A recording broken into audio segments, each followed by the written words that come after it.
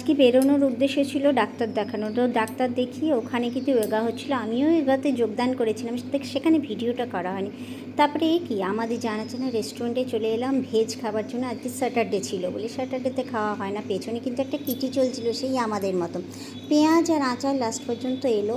আর আমার হাজব্যান্ডের খুব খিদে পেয়ে গেছিলো, অনেক দেরিতে খাবারটা এলো আমাদের।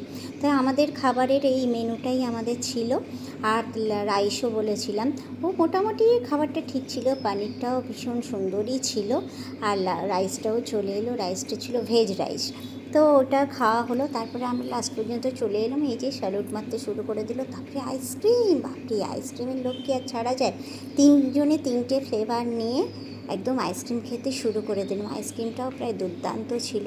ছেলে তো বলছে হ্যাঁ খুবই ভালো লাগছে। তারপরে তিনজনে খেয়ে নিয়ে গাড়িটা এত সুন্দর পার্কিংয়ে লাগছিলো না, ভিডিও না করে থাকতে পারলাম না। আর মার্কেটটা তো এইভাবেই থাকে, ফুচকার লোক ছাড়াতে পারলাম না। তারপরে বাড়ির দিকে রওনা।